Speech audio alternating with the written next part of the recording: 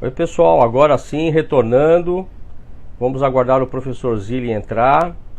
Acho que vamos superar aqui os problemas técnicos. Zilli, estou te aguardando. Eu já havia começado a comentar o tema de hoje. Agora sim, o Zilli está entrando aqui. Vamos ver. Zilli, está me ouvindo?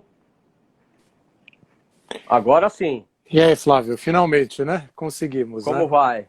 Tudo bem, Pequenos e problemas você? técnicos, tudo. Ainda bem que conseguimos superar esses problemas aí. É que, na verdade, a gente tem que contar com o fato de que você é geração milênio e eu sou geração A, como eu sempre digo, né? Então eu Ah, tenho sim. uma certa dificuldade aqui, né? Geração milênio são os nossos estudantes, eles sim. É. Então vamos Ziri, lá, né, Flávio? enquanto eu estava te aguardando, eu estava comentando sobre a data de hoje, dia 20 de abril, Sim. ou seja, uma data importante pelo nascimento de Adolf Hitler e que vai mudar o mundo, né? De uma maneira radical mesmo, se é que a gente pode usar esse termo. E daí a gente vai conseguir estabelecer, a partir de uma obra literária, algumas pontes para falarmos aqui do negacionismo.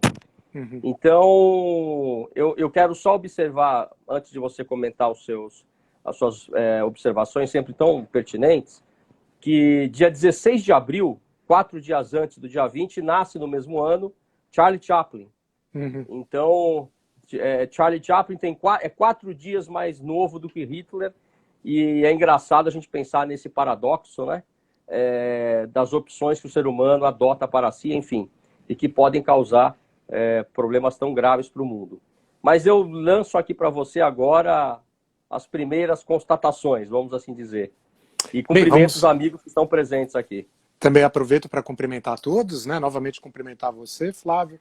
Vamos lá, o que eu gostaria de trazer para início de nossa conversa é um livro, o livro que é Look Who's Back, a tradução, óbvio, para o inglês da versão alemã, de um livro que fez um grande e estrondoso sucesso na Alemanha. O autor é o Timur Vermes. Esse livro ele foi publicado em 2012 e ele constitui uma comédia ou uma sátira em que o autor procura colocar Hitler nos anos 2000.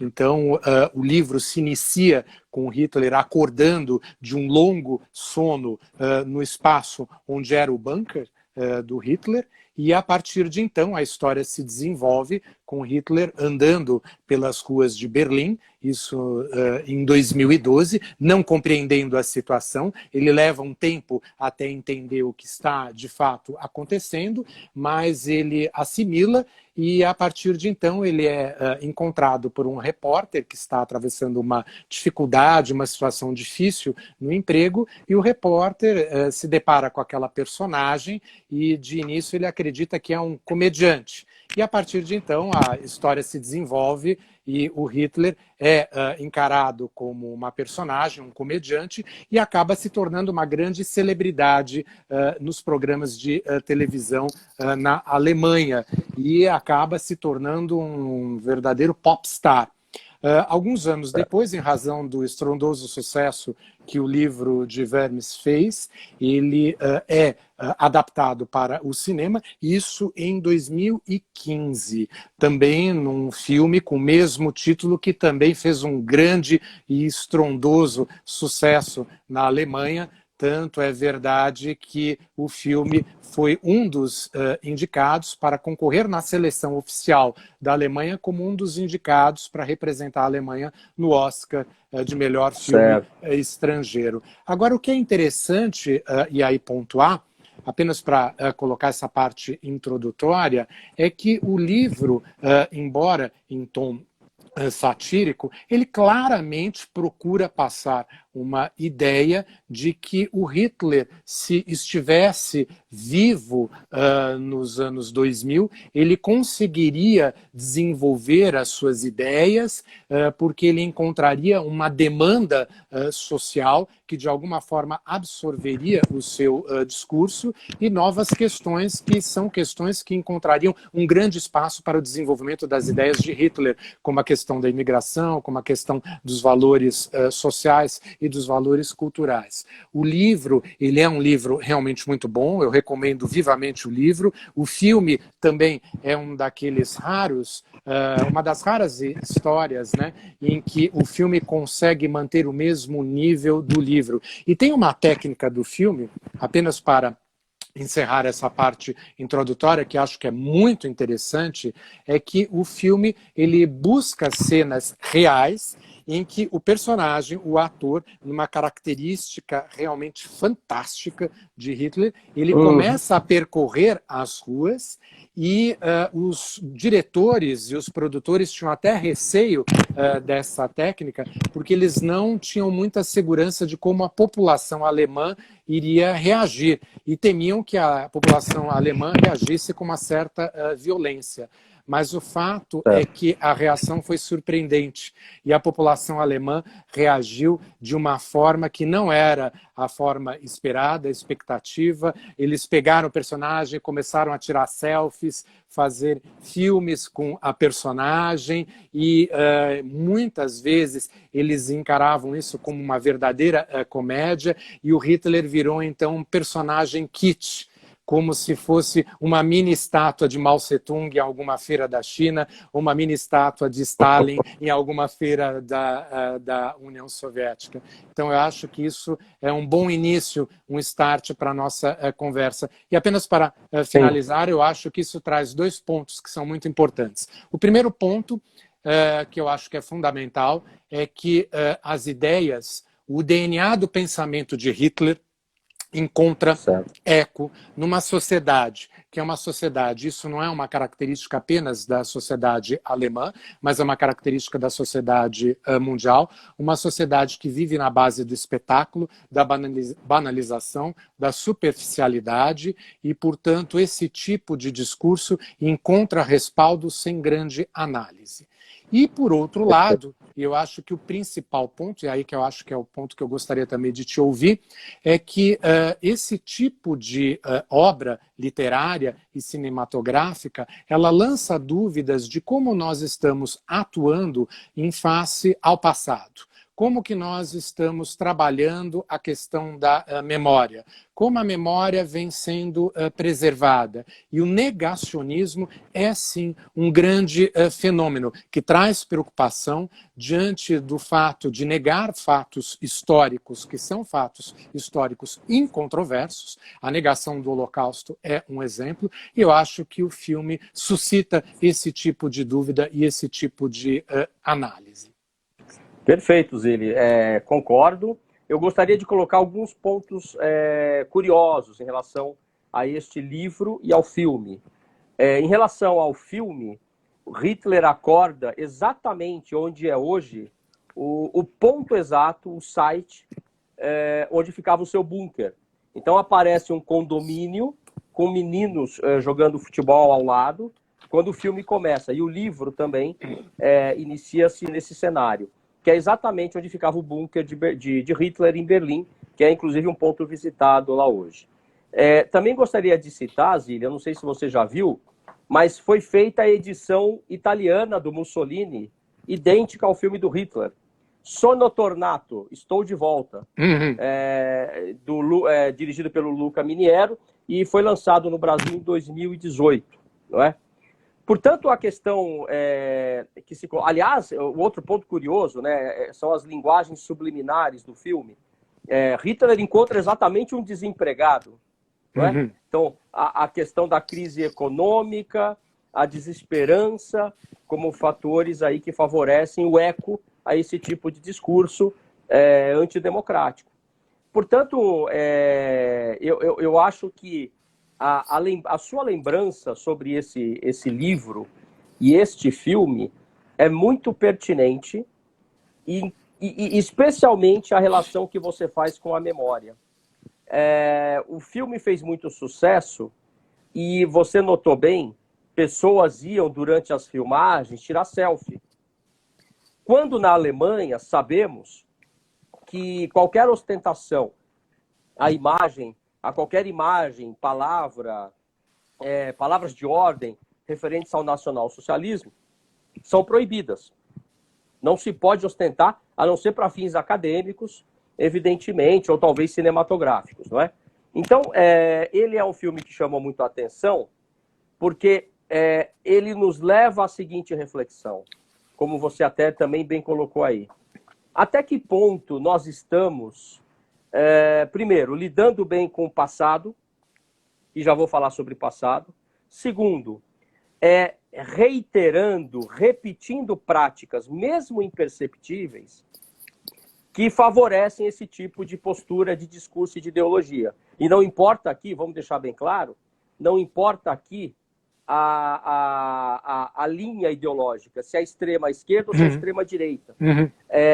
São todos regimes muito ruins para o ser humano, né? Muito, enfim, que prejudicam demais a civilização. Portanto, num primeiro momento, eu diria que nós, do ponto de vista global, mas especialmente também do ponto de vista da América Latina, trabalhamos muito mal a memória, não é? É importante que as pessoas entendam que o passado não existe. O que significa isso? Não há uma relação de ausência e presença entre passado e presente. Eu sempre digo isso. A relação entre passado e presente é de intensa conexão.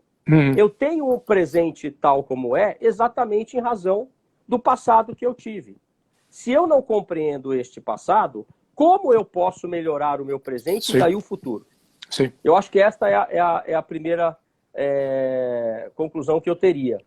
E aqui eu vou lembrar um outro filme, Zilli, do diretor Dennis Gansel, que é baseado inclusive numa história real e que também nos leva à reflexão sobre se nós mantemos ou não um comportamento perceptível ou não próprio a favorecer esse tipo de linguagem, de discurso e de visão de mundo, que é o filme A Onda, que todos conhecem. A Onda, enfim, passa-se numa universidade, onde uma experiência em aula sobre totalitarismo se torna uma experiência prática muito dolorida, muito dolorosa, e vira um filme nos anos 70 e depois regravado na Alemanha, por exigência do próprio professor, que foi protagonista da história real, tinha que se passar na Alemanha, não é? Então, a mim parece que as pessoas precisam trabalhar melhor a compreensão dos fatos, muito além de uma visão superficial de uma sociedade de espetáculo, para poder entender e identificar eventuais propostas que nos levarão a, enfim, a reviver e reavivar doutrinas absolutamente danosas para a civilização.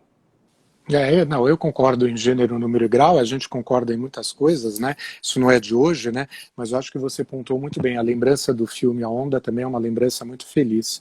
Eu acho que um ponto de discussão é qual o papel do direito nesse campo, né? Então, nessa interface direito e memória. Essa não é uma relação nova, não é uma relação recente, é uma relação que já se estabelece e você conhece muito bem isso. Então, o direito se presta em muitos momentos para o resguardo de uma memória. Nós temos as chamadas leis de memória, ou memory laws, que caminham por vários aspectos. Então, a indicação de uma data como uma data importante para a celebração de determinados eventos ou atos que devem ser lembrados na perspectiva da memória coletiva. Nós temos exemplos aí variados a este respeito. Inclusive, na Espanha, foi editada uma lei, agora já não me recordo o ano, acho que 1995, em que além da fixação da data, também se fixa uma série de direitos às vítimas da guerra civil e também se reconhecem mecanismos de reparação. Também é uma perspectiva também de se lidar com a memória. Agora, eu acho que o grande ponto, e talvez o ponto mais polêmico na minha percepção, é como que isso pode ser trabalhado, se é que deve ser trabalhado, com a perspectiva do direito penal. E esse tipo de experiência de enfrentar o fenômeno do negacionismo em suas diferentes interfaces pelo direito penal é um assunto que rende muitas polêmicas. E tem sido uma estratégia usada a partir da década de 90 do século passado, e que também se replica na primeira década deste século, e que muda um pouco, acho que, o paradigma da interface direito e memória, que antes era uma interface binária, então direito e memória numa perspectiva, digamos assim, de soft law, e passa para um trinômio direito, memória e punição. E aí nós entramos numa outra perspectiva de hard law. E há uma série de justificativas e de argumentos favoráveis a este respeito. Tem um estudioso, que é o Roger Smith, que ele traz, inclusive, uma perspectiva muito interessante sobre o genocídio armênio, inclusive o livro dele, em que ele traz essa ideia, que é o Professional Ethics and Denial of the Armenian Genocide. Ele coloca o negacionismo como a última etapa do próprio processo genocidário. Então, se você tem toda aquela dinâmica da violência, dos crimes que estão relacionados ao genocídio, o negacionismo, negar o genocídio, seria a última etapa desse processo genocidário, porque você coloca uma pá de cal no próprio evento, no genocídio em si, e você cria um novo fenômeno de revitimização. Então, muitos entendem que esse tipo de processo precisa ser, de alguma forma, combatido, e o direito penal é um dos instrumentos de combate, sobretudo, não só para resgatar e preservar a memória das vítimas e dos grupos protegidos que foram atingidos pelo genocídio, mas também como um instrumento eficaz de prevenção a esses novos massacres, né? Não sei o que você acha a esse respeito. Você pode repetir o nome do autor do livro? Roger Smith. Roger Smith. O livro está fazendo uma tradução aqui muito livre, Ética Profissional e o Negacionismo do Genocídio Armênio. Perfeito. É interessante você lembrar o genocídio armênio. Hoje é dia 20 de abril. No dia 24 de abril, chegamos ao 105º ano do genocídio do povo armênio, que se inicia em 24 de abril de 1915 e cujo genocídio ainda não é reconhecido por boa parte das nações, embora o seja por outras, e que leva a seguinte questão: por que não se reconhece de vez o genocídio do povo armênio, iniciado, então, no período em que eu mencionei? Então, uma das grandes questões que envolve o tema negacionismo diz exatamente, encontra como pano de fundo o genocídio do povo armênio. E vamos já detalhar isso. É importante também aqui ressaltar a posição do professor Gregor Stanton. O professor Gregor Stanton dirige a Genocide Watch, o Observatório do Genocídio, vamos assim traduzir. E que estabelece, antes eles estabeleciam 8 passos até o genocídio, efetivamente, e atualmente eles estabelecem 10 escalas práticas, pragmáticas, exatamente com a visão também de impedir o genocídio. E a última fase, o último passo do genocídio não é o extermínio físico. Este é o penúltimo. A última fase é a negação do genocídio, porque ele é um crime transgeracional. Ele ultrapassa gerações. Bom, dentro dessa perspectiva, a questão é, por que, então, o direito penal começa a se preocupar com o negacionismo? Aqui eu faço uma relação, Zili, se você me permite, com o direito ao exercício da liberdade de expressão. Sim. E eu colocaria, se a gente quiser fazer um corte aqui cronológico, eu viria lá dos anos 70 para cá, quando ocorre nos Estados Unidos um primeiro caso, chamado o caso Skokie.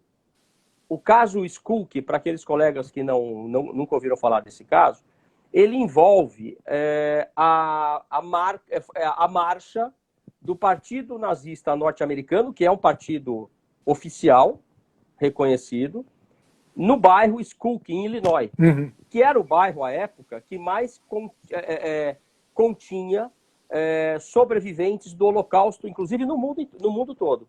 É uma verdadeira provocação, né? Uma verdadeira provocação. O fato é que o governador de Illinois proíbe e diz assim: vou colocar a polícia de plantão, não vai ter marcha aqui. Só que diante da, vamos assim dizer, da polêmica que gerou, o caso foi à Suprema Corte de Illinois, que decide, com base na primeira emenda americana, que a liberdade de expressão é livre. O que não se pode colocar em risco é a segurança física do outro. Portanto, eles têm direito a marchar. O governador decidiu tirar a polícia de campo, deu ponto facultativo para todos os policiais e disse o seguinte: vocês criaram essa confusão, agora vocês resolvam.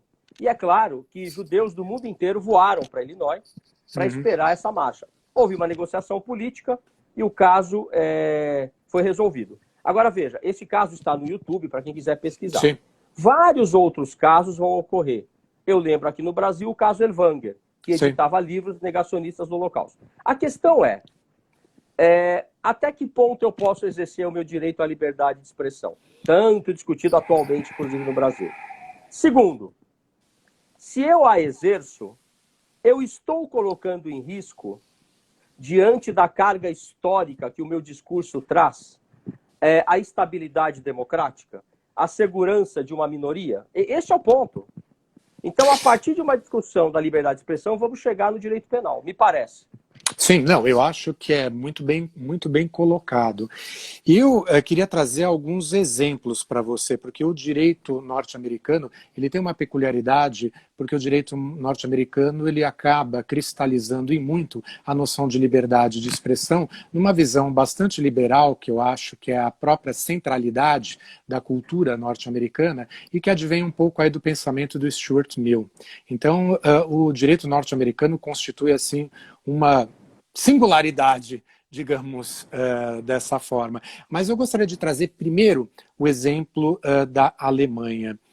A Alemanha, ela fez uma alteração do seu Código Penal no artigo que trata dos crimes de ódio, de preconceito e de intolerância, e incluiu o parágrafo 4º no artigo 130. Também fiz uma tradução muito livre aqui da minha parte, foi incluído em 2005, e veja como está redigido o tipo penal.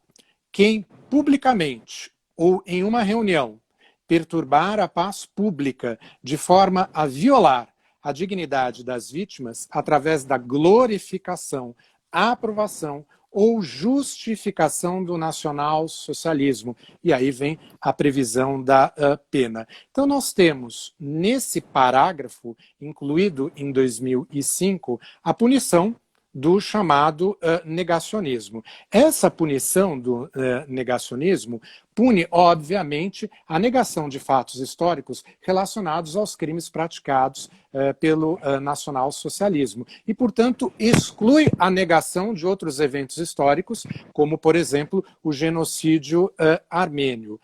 A questão aqui que me parece interessante é que o sistema jurídico alemão, ele acaba colocando como um elemento muito importante para a configuração do fato penal que haja uma perturbação da ordem e da segurança. E isso implica o quê? Que nós estamos diante de um crime de perigo concreto.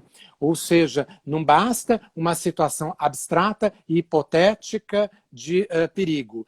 De fato, esse crime, a manifestação ou o discurso, ele provoca uma situação de perigo concreta. É óbvio que essa questão também foi levada à Corte Constitucional alemã, que decide também a questão sob as lentes da liberdade de expressão, e tem algumas coisas aqui interessantes que até eu rascunhei aqui como lembrança de algumas questões.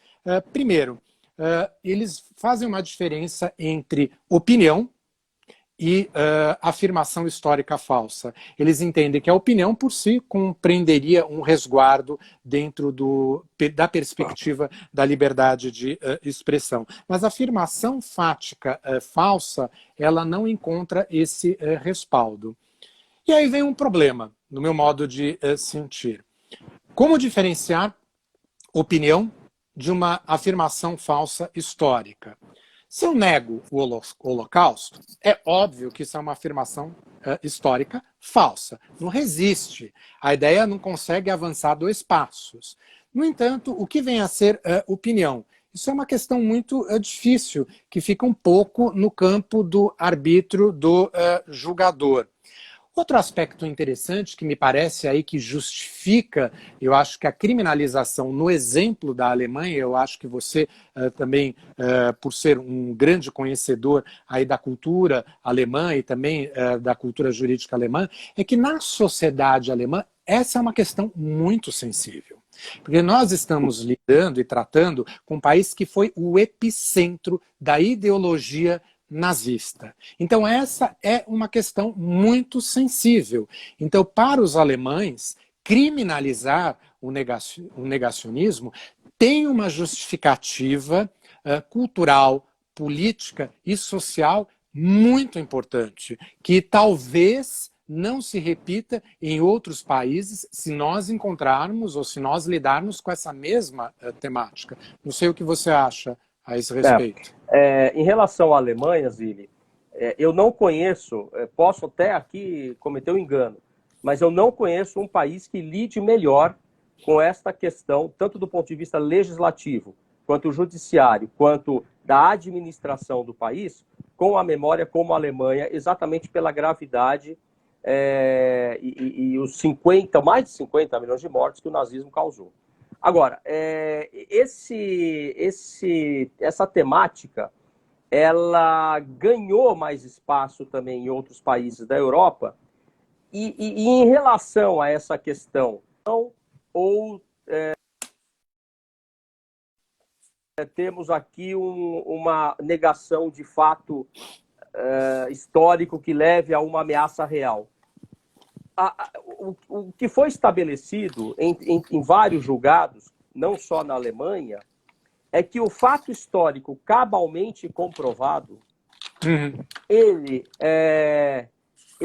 não pode ser negado com finalidades políticas específicas.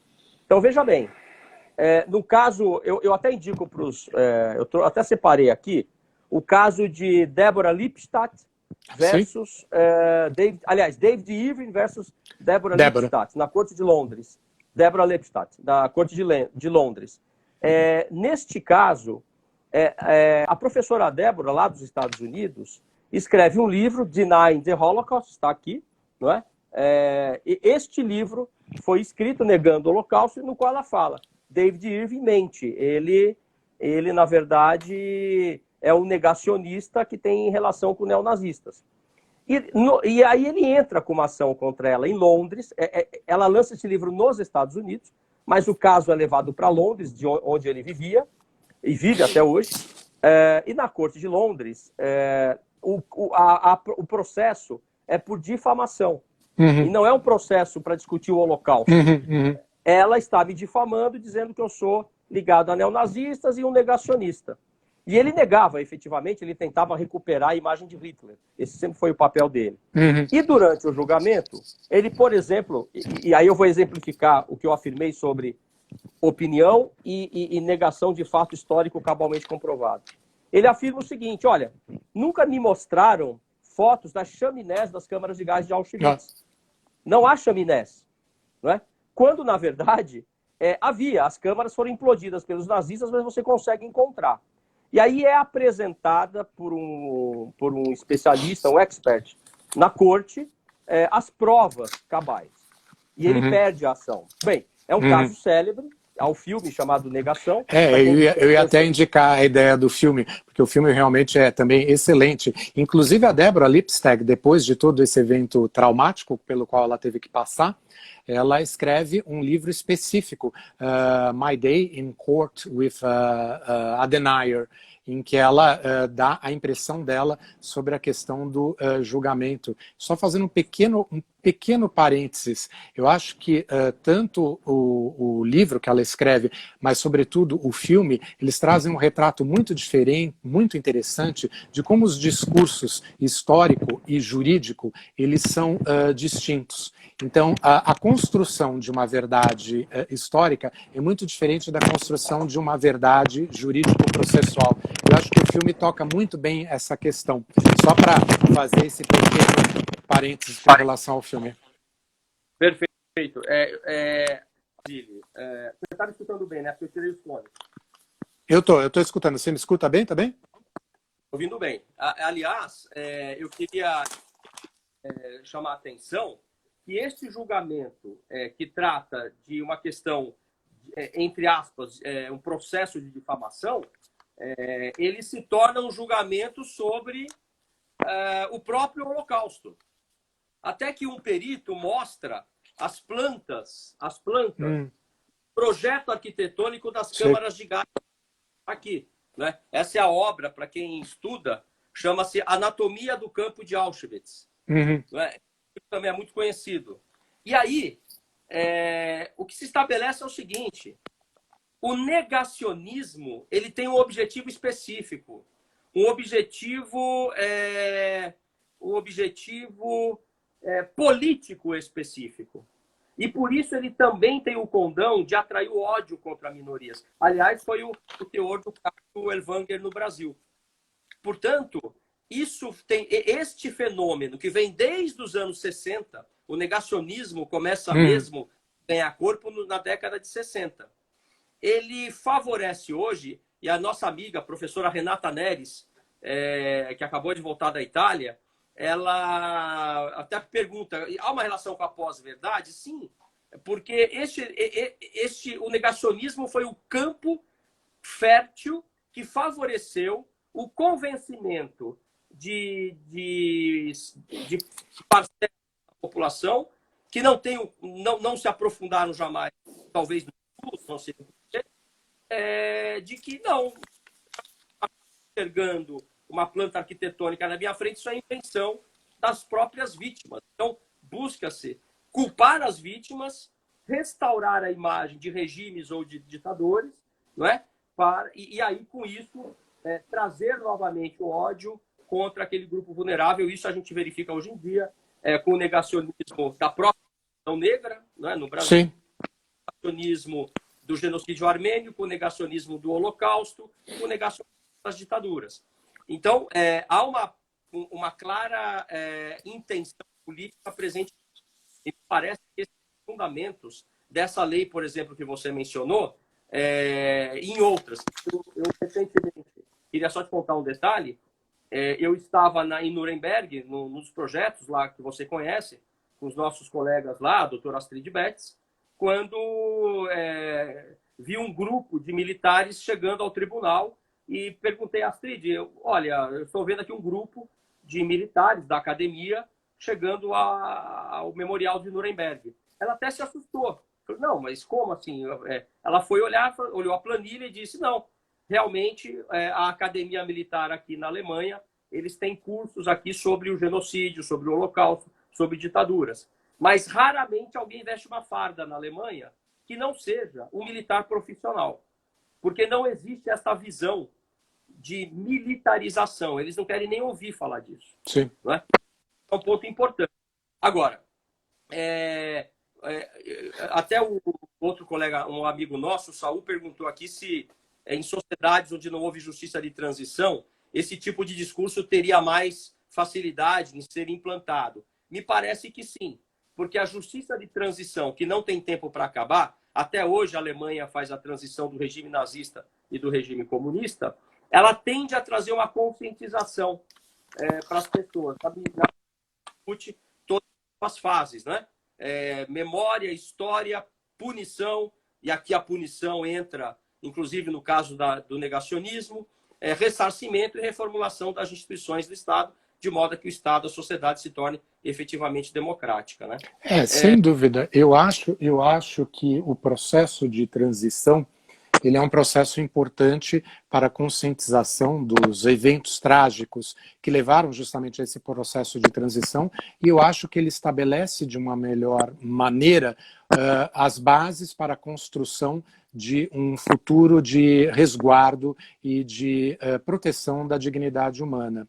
Mas eu sinceramente, eu tenho um pouco de dúvidas quanto ao uso eficaz do direito penal como para a punição do negacionismo. E eu acho que aqui vale a pena a gente também trazer um pouco a luz para o exemplo da França. A França também tem uma série de leis importantes na perspectiva da memória, e acho que a principal lei que trata da questão do negacionismo é a Lei Guessot, de 1990, que acaba trazendo um novo artigo para a lei que regulamentou a liberdade de imprensa, e esse artigo, também fiz uma tradução livre aqui do meu francês, dispõe o seguinte: qualquer pessoa que contestar a existência de um ou mais crimes contra a humanidade, tal como definido no artigo 6º do Estatuto do Tribunal de Nuremberg, cometido por membros de uma organização criminosa e que tenham sido declarados culpados por uma corte nacional francesa, óbvio, né? Ou uma corte internacional. O que me chama a atenção aqui comparando este modelo com o modelo alemão, é que nós estamos aqui lidando com negações de fatos específicos, crimes que foram assim considerados pelo Estatuto de Criação do Tribunal de Nuremberg, e mais do que isso, crimes que foram julgados pelo respectivo tribunal. Então, aqui, o modelo francês traz aqui alguns pontos que são polêmicos no meu modo de ver. Primeiro, ele procura consagrar uma verdade histórica. O modelo alemão também faz isso, não há a menor dúvida. Só que o diferencial aqui no modelo francês é que essa verdade histórica também é uma verdade, digamos assim, processual, porque nós estamos falando de condenações proferidas pelo Tribunal de Nuremberg. Então, negar fatos que, de alguma forma, digam respeito a essas afirmações por esses processos, constitui também um crime de negacionismo. Outro ponto interessante, o modelo francês, ele não exige a demonstração do perigo concreto, como ocorre no modelo alemão. O modelo alemão, ele exige isso. E até é fácil nós imaginarmos no modelo alemão o perigo concreto de alguém negar o Holocausto. Uma sociedade traumatizada por aquela experiência histórica, realmente negar o Holocausto, isso é algo que pode e traz um perigo de ruptura ao tecido social. Mas no modelo francês, isso não existe. E por que não existe? A França não foi o epicentro do nazismo. A França sofreu as consequências do nazismo. Então, não se exige no ordenamento jurídico francês essa relação. Nós temos vários casos ali na França. Eu acho que um caso, já que você tratou do Irving, eu trago aqui do Robert Faurisson, que foi também um negacionista francês, e ele, a exemplo do Daniel Irving, ele negava a existência das câmaras de gás em Auschwitz. E ele, a primeira vez que ele publicou isso foi num artigo no Le Monde, em 1978. E depois ele repetiu esse discurso. E ele foi várias vezes condenado. E ele sempre se dizia: eu não sou negacionista, eu sou um revisionista. E acabou falecendo com essa pecha de negacionista. Um outro exemplo que a gente poderia talvez até discutir, Flávio, o caso Gorrodi, que foi inclusive um caso julgado pela Corte Europeia de Direitos Humanos, né? O Gorrodi também fez várias afirmações. É o que vive na Suíça. Exatamente. Aqui é interessante só colocar o histórico para quem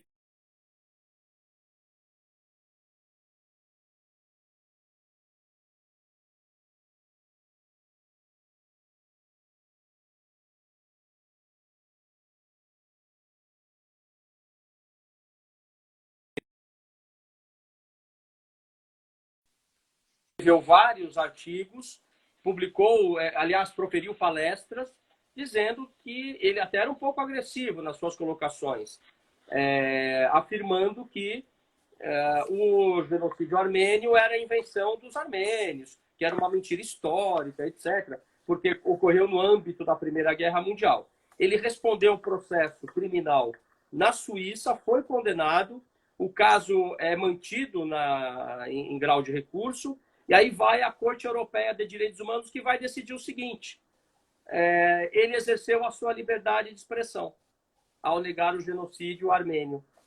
A mesma decisão que no dia 15 de outubro de 2015, a Corte Europeia também proferiu no caso Perinček versus Suíça também. Então, nessa situação, veja que a Corte Europeia, que ela já condenou a negação do Holocausto, ela manteve condenações, mas no genocídio armênio, que é um genocídio que, do ponto de vista histórico, veja, pesquisa não tem sexo, não tem religião, não tem time. O pesquisador, ele não sabe o que ele vai encontrar. A pesquisa é fria, a menos que você queira contaminar a sua própria pesquisa. Sim. Então, se você pesquisar a fundo o genocídio armênio, as mesmas grandes dinâmicas de morte usadas pelo nazismo foram criadas no genocídio armênio, como as marchas da morte, por exemplo. Os armênios também foram deportados por trens. Isso tudo é comprovado por documentos, pelas cartas do embaixador Morgenthau. Ora,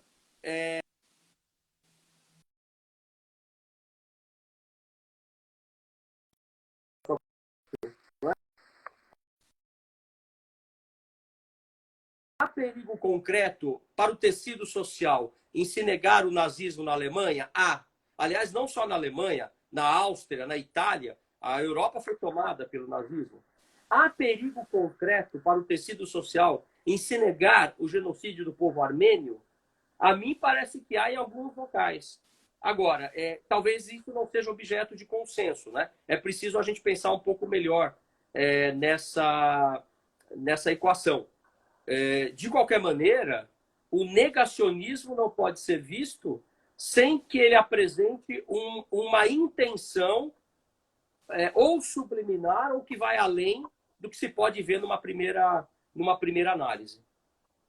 E eu acho que no caso do modelo francês, apenas para completar essa questão, o modelo francês parte da premissa de que independe a necessidade de se demonstrar o perigo concreto, que o perigo é presumido pelo simples discurso.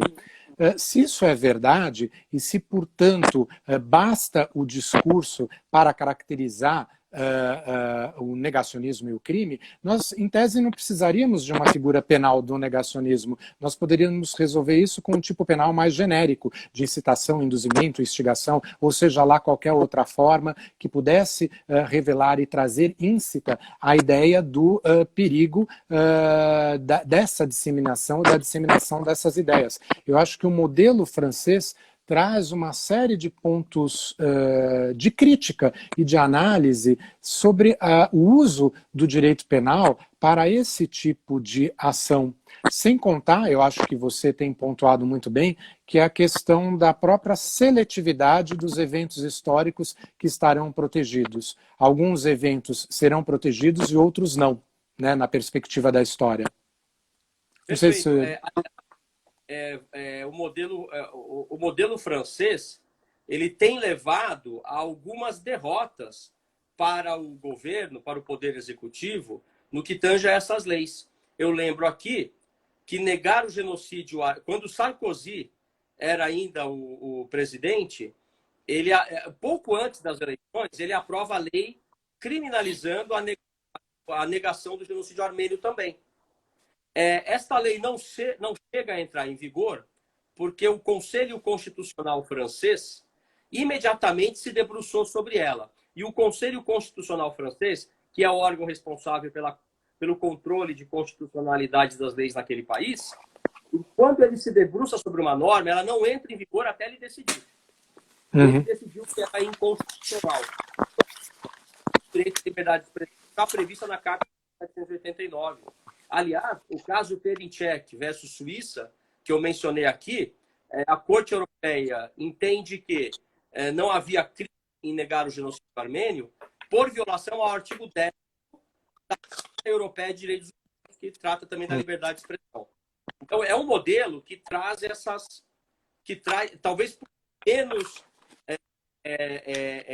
atrelado a um efeito concreto, que é o modelo alemão, ele talvez traga e favoreça esse tipo de revés, né?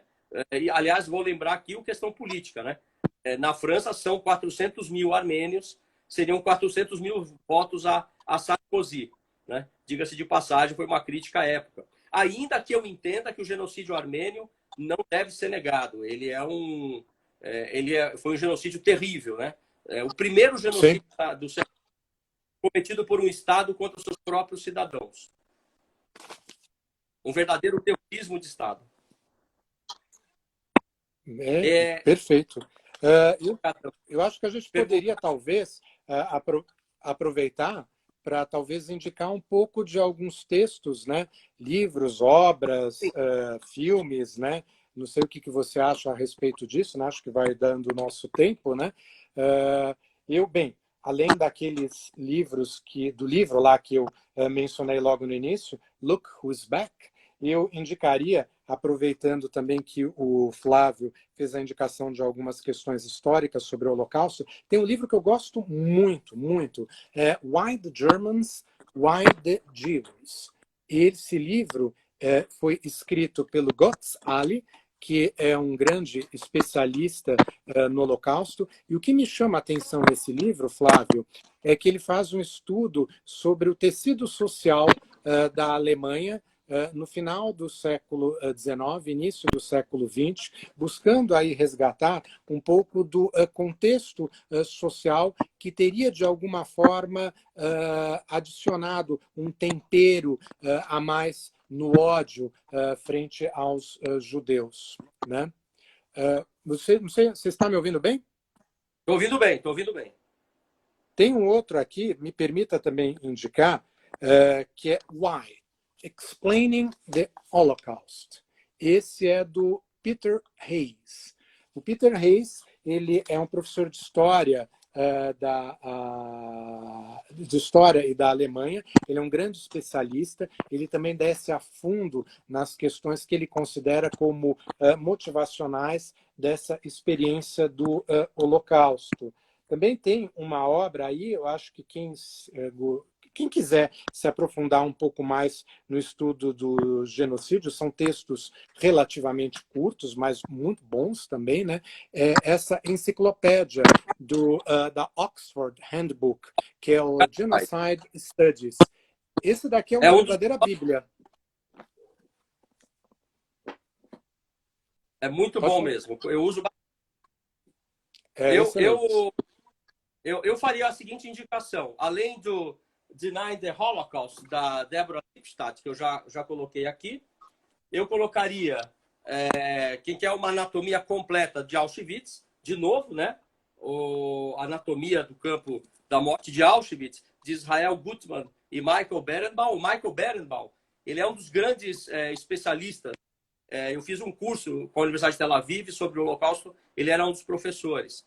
E ele está sempre nos documentários do History, ele é muito bom. Agora, me perguntaram, eu vou aproveitar e já responder uma pergunta sobre a questão de anistia a torturadores nas ditaduras. Essa foi uma negociação política, viu, Zili? Uma negociação política, a lei de anistia. O Brasil é o único país das Américas que ainda mantém uma lei de anistia. A questão era os crimes políticos, né? Crimes políticos foram anistiados. O que se critica bom, mas estupros, torturas são crimes políticos? Então, mas o fruto essa lei é fruto de uma negociação política, cuja votação no Congresso Nacional foi muito dividida aqui no Brasil, mas que envolve também a questão da memória, não é? Para quem quer um livro muito bom de uma pesquisadora, a Débora Neves, que inclusive trabalha no CONDEFA, e que vai trabalhar dois memoriais importantes. Ela trabalha o Memorial da Resistência de São Paulo e faz um trabalho comparativo com a ESMA, na Argentina. É esse livro aqui, né, A Persistência do Passado, que eu sempre indico, um dos melhores que eu já li. Também gostaria de citar, e aqui a gente vai na raiz do negacionismo, da ignorância sobre esses fatos, é o trabalho educativo com as crianças. Não é? E nós sabemos que um dos diários mais famosos é o de Anne Frank. Há outros famosos, o diário de Helene Baird, por exemplo, que foi muito elogiado por Simone de Beauvoir. Né? Helene Baird foi uma menina francesa que deixou um diário muito importante. Mas o diário de Anne Frank ele tem uma versão muito interessante para jovens, adolescentes e crianças, que é a história em quadrinhos. O diário de Anne Frank em quadrinhos, que eu acho interessante para a educação. Além, claro, do diário atual, né? A edição é lá de Amsterdã, foi recentemente lançada. Um livro muito importante sobre memória, clássico, É Isto um Homem, do Primo Levi. Ah, sim. Sim, com certeza. A gente poderia ficar a noite inteira aqui indicando livros e obras, né? Eu posso indicar mais dois? Posso indicar mais dois? Claro, claro. Tem um que, para mim, é assim, a grande bíblia do negacionismo, que é esse livro, Genocide, Denials and the Law, que é uma obra coletiva que contém vários artigos muito interessantes, estabelecidos numa ordem de movimento dialético entre os favoráveis à criminalização do negacionismo e aqueles que são contrários ou que são mais críticos. É uma obra muito interessante, recomendo. Eu tive, inclusive, a grata satisfação de fazer a resenha dessa obra e realmente foi e é uma obra muito interessante. Quem se interessar também por um estudo sobre a interface de justiça e história, o Carlo Ginzburg é um grande estudioso dessa temática e ele tem vários textos, várias obras. Essa daqui é The Judge and the Historian. Óbvio que ele faz uma análise sobre o papel do processo e o papel da história como instrumentos diferentes de reconstrução do passado. E como você disse, tem uma série de obras aqui que nós poderíamos citar e aqui indicar. E para quem quiser recurso de internet, última indicação, eu indico o Memory Law in European and Comparative Perspectives. É um instituto da Universidade de Bolonha, coordenado pela professora Emanuela Fronza, que é uma professora, óbvio, da Itália. Ela dá aula na Universidade de Bolonha e ela é uma grande estudiosa sobre a questão do negacionismo. Então, esse instituto todos podem acessar pela internet, é o MELA. Então, Memory e Law. MELA, M-E-L-A, basta digitar ali na internet, que é aí que vocês têm o acesso a esse instituto. Excelentes dicas, Zili. O nosso tempo já está acabando. Eu quero indicar a obra aqui, que é esta aqui, ó, para quem quer entender o nazismo em relação à questão do gênero, as mulheres, não é? Que é Ravensbrück. Está aqui, de Sarah Helm. Essa obra ela é uma das melhores hoje no mundo. Foi recentemente lançada no Brasil. Ravensbrück era um campo de concentração apenas para mulheres. E, portanto, há todo um conjunto específico de violências, assim como ocorreu também com os homossexuais na Alemanha. Né? Aliás, ontem, o Memorial do Holocausto de Curitiba fez uma excelente live sobre a questão dos homossexuais do nazismo. E, finalmente, perguntam aqui para a gente, Zili, que parâmetros legais temos para tratar do negacionismo histórico de questões como a escravidão e o regime ditatorial. Veja, e veja se concorda comigo, quando o caso Elvanger foi a julgamento pelo STF, o que se estabeleceu é que, para a gente resumir, o negacionismo por ele cometido na edição dos seus livros levava à prática do racismo. Me parece que esse é um parâmetro muito importante. Quando o negacionismo, e aqui eu estou trazendo uma consequência concreta que você falou aí, né? Um perigo real.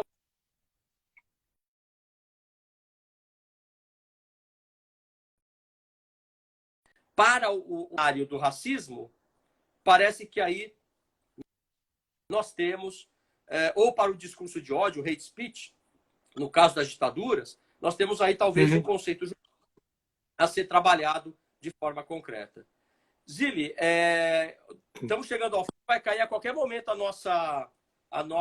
Eu estou percebendo. Minha sugestão, que a gente volte a discutir quando você quiser, Com certeza. tribunais, o julgamento de Dachau, o julgamento de Frankfurt, que poucos conhecem, os julgamentos da SS, que não são de Nuremberg, são julgamentos feitos na Alemanha. A gente podia conversar sobre isso no futuro. E Tá eu ótimo. quero te agradecer uma vez pela aula, Zili, de sempre, não é? Mas até parece. E aos amigos que aqui estão conosco, né, nos ouvindo. Também agradeço a todos, um agradecimento especial a você, é sempre um prazer poder desfrutar aí dessa conversa. E o pessoal, só lembrando ao pessoal que nós estamos com a página do Instagram lá, guardando os vídeos e essa bibliografia, indicação de filmes, vai estar tudo lá na página. Ótimo. Então, eu agradeço, Flávio. Um abraço a todos e um abraço especial para você. Até semana que vem. Até lá. Tchau, tchau. Até mais. Tchau.